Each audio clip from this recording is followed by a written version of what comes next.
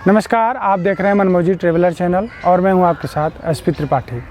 अभी आप कानपुर जू में हैं और इस कानपुर जू को एलन फॉरेस्ट जू के नाम से भी जानते हैं, जिसका निर्माण 1971 में हुआ था और ये भारत का क्षेत्रफल के आधार पे तीसरा सबसे बड़ा जू है। तो चलिए, आज दशहरा का दिन भी है तो चल के आपको पूरा जू भी दिखाते हैं और छोटे छोटे बच्चे भी देखने आए हैं, मास्क लगा के आए हुए हैं। तो बारी बारी से सबको दिखाएंगे हम आपको, और जी यहाँ पे कौन कौन से जानवर हैं ये भी हम आपको बारी बारी से दिखाते रहेंगे। तो चलिए फिर देख के आते हैं जू।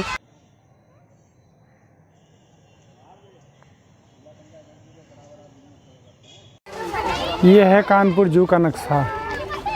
सबसे पहले चिल्ड्रन पार्क से शुरू करते हैं और लास्ट में राइनो को देखते हुए फिर वापस आएंगे। ये है रास्ता। अब हम लोग चल रहे हैं कानपुर जू में। ये हैं डिफरेंट टाइप की फिजेंट बर्ड्स जिनको इन पिंजड़ों में रखा गया है। अभी हम लोग आगे पक्षी देखने जा रहे हैं।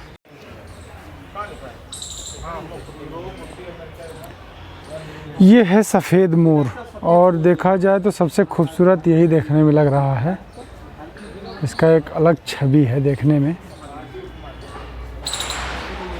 अगर इस चिड़ियाघर में सबसे कोई खुश है तो वो हैं बच्चे। उछलते कूदते हुए गए थे और उछलते कूदते हुए वापस आ रहे हैं। अभी मेरे पास एक बच्चा है, अभी आपको आके मिलाते हैं। बेटा, तुम्हारा नाम क्या है? अजहर। अजहर, अच्छा। किस क्लास में पढ़ते हो? नीचे वाले। नीचे वाले? क्लास अपना बताओ, किस क्लास में पढ़ते हो? अच्छा, in which class do you study? PG में पढ़ते हो? अच्छा, मम्मी बता रही है पीजी में पढ़ते हो। आप बताओ किस क्लास में पढ़ते हो? पीजी। अच्छा, पीजी में पढ़ते हो। अभी ये चिड़ियाघर देखने आए हो? अच्छा, अच्छा लगा चिड़ियाघर देखने में? कैसा लगा? अच्छा। अच्छा लगा? क्या क्या देखे बताओ, क्या क्या देखे बताओ। उसको चिड़ियाघर देख के अच्छा लगा? खुश हो? ये है पर्वती भालू का अड्डा और अभी शायद वो मॉर्निंग वॉक पे निकला हुआ है और बच्चे उत्सुक हैं देखने के लिए। वो दिख नहीं रहा है एक्चुअली, शायद दिख जाए।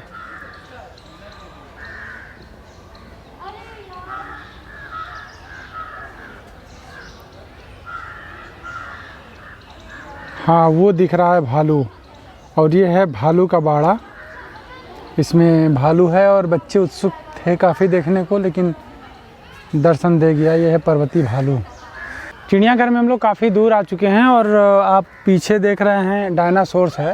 ये डायनासोर्स अपने जुरासिक एरा में बहुत ज़्यादा विकसित थे और जुरासिक एरा में इनका पूरा वर्चस्व था, लेकिन प्रकृति की वजह से ये विलुप्त हो गए। आज के समय में, ये आज के समय में नहीं पाए जाते हैं। ये जुरासिक एरा में बहुत ज़्यादा पाए जाते थे। तो ये है डायनासोर। ये है लिपोर्ड या फिर इसको पैंथर भी कहते हैं, तेंदुआ।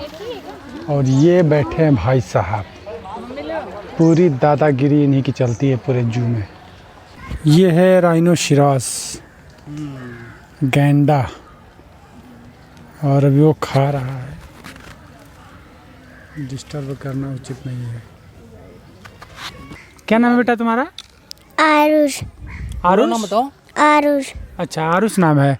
तो ये बहुत खुश होते हुए जा रहा था तो हमने सोचा कि इससे कुछ पूछे। अच्छा, ये बताओ क्या क्या आपने देखा? बंदर। क्या क्या देखा? बंदर देखा? अच्छा, ट्रेन भी देखा? अच्छा, शेर देखा कि नहीं? टाइगर? सब कुछ देखा? मज़ा आया? अच्छा लगा जू में?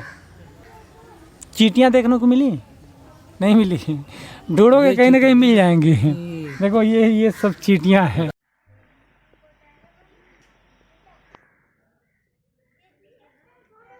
अभी हम टॉय ट्रेन पे बैठे हुए हैं और ये कानपुर जू का सबसे मुख्य चीज़ है और इस पे बच्चे बैठने के लिए काफ़ी उत्सुक रहते हैं। और इसकी टिकट 50 रुपये है। 50 रुपये ये नेट पे भी शो करता है, यानी गूगल पे भी शो करता है 50 रुपये, और यहाँ पे भी ये 50 रुपये ही टिकट लेते हैं। लेकिन एंट्री गेट का 20 रुपये टिकट शो करता है गूगल पे, लेकिन एंट्री टिकट है आपका 70 रुपये।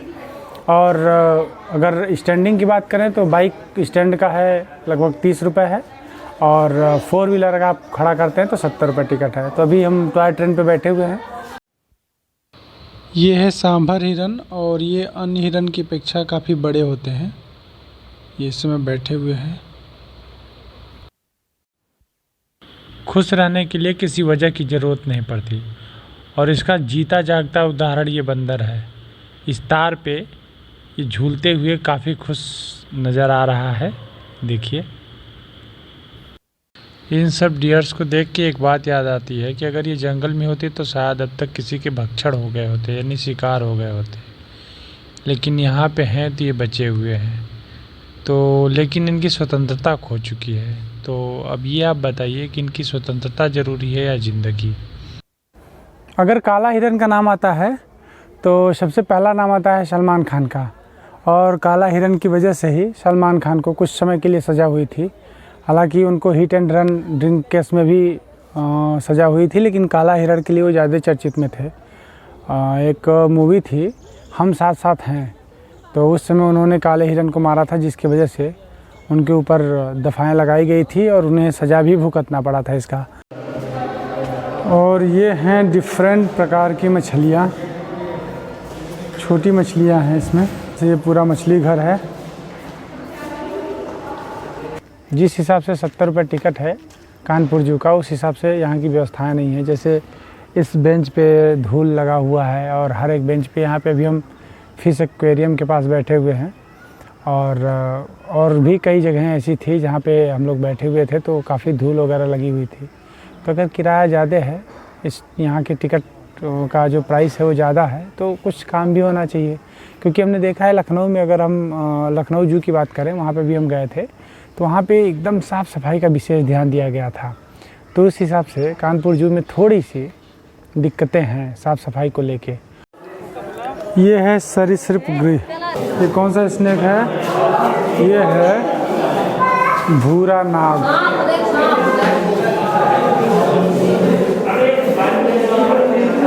इसी तरह से कई प्रकार के सांप इस गलियारे में आपको देखने को मिलेंगे।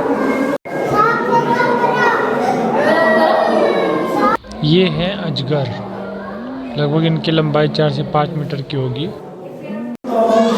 ये है दुमुहा सांप, ये दोनों तरफ से चलता है एक्चुअली, और ये विषविहीन होते हैं। मेरे साथ एक भाई बैठे हुए हैं और इनसे जानते हैं जू के बारे में कि यहाँ पे उन्होंने क्या देखा। सर, आपका नाम क्या है? गोविंद कुमार। गोविंद कुमार। और आपने क्या क्या देखा यहाँ कानपुर जू में? ये क्या है, यही सब जानवर है। यहाँ की व्यवस्थाएं कैसी लगी? जैसे जिस हिसाब से 70 रुपये टिकट है, उस हिसाब से आपको व्यवस्था नहीं अच्छी। और आपने क्या क्या देखा? और क्या, हमको एक ही चीज़ अच्छा लगा, वो सांप घर। अच्छा, सांप घर अभी आप देख के आ रहे हैं? चलिए, बहुत अच्छी बात है। और बब्बर शेर देखा कि नहीं आपने? वो उठा ही नहीं, सोता ही रहा उसको। अच्छा, सोता रहा। सो रहा है। अभी सोने के टाइम पे अगर हम लोग आएंगे तो सोएगा ही, तो उसका वो रूटीन बना हुआ होगा, तो उससे कोई दिक्कत नहीं। तो कुल मिला के अच्छा लगा दशहरे के मौसम पे यहाँ पे आके? अच्छा तो लग रहा है। हाँ, अच्छा लग रहा है। बस ये है कि यहाँ की व्यवस्थाएँ थोड़ी सी डल है।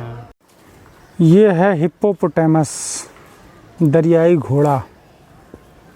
और इनकी एक ख़ास बात होती है कि अगर ये दुखी होते हैं तो इनका शरीर पूरा लाल हो जाता है। ये है एमू पक्षी, और इनका बहुत सारे देशों में रेस भी कराया जाता है।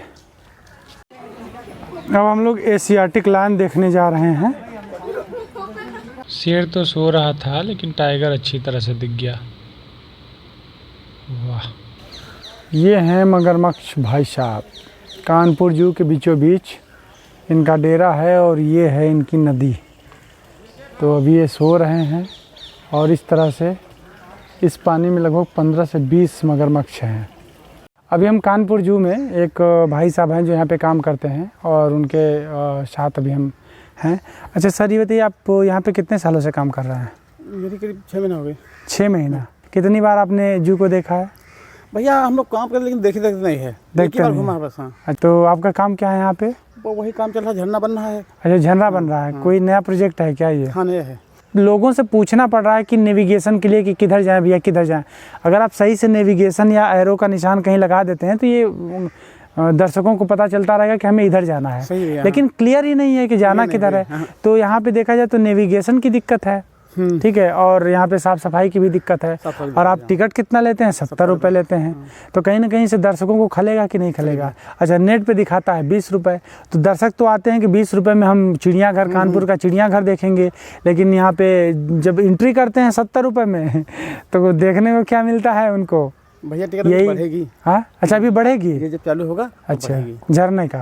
यहाँ से जाकर यहाँ गाड़ी खड़ी है, वहाँ जाकर देख लो जाकर। नहीं तो टिकट तो खैर 70 रुपये ही होगा, लेकिन यहाँ का टिकट अलग से लिया जाएगा। अब मछली का भैया 20 रुपये टिकट है। 20 रुपये है। एक जोड़ दिन अच्छा, 50 रुपये उधर का है, अच्छा चिड़िया का 20 रुपये इधर लाके 70। अच्छा ठीक है, मानते हैं कि मछली घर का इन्होंने जोड़ दिया 20 रुपये, इसलिए 50 रुपये था तो 20 रुपये मतलब 70 रुपये हो गया टिकट। तो मछलियों को भी तो बढ़ाना चाहिए। एक एक एक्वेरियम में एक भी मछली नहीं है। मतलब पहले हम आए थे, इसके पहले आए थे तो एक एक एक्वेरियम में 20-20 मछलियाँ हुआ करती थी। अगर आपने उधर 20 रुपये जोड़ा है तो इधर मछलियों को बढ़ाइए, घटा क्यों रहे हैं?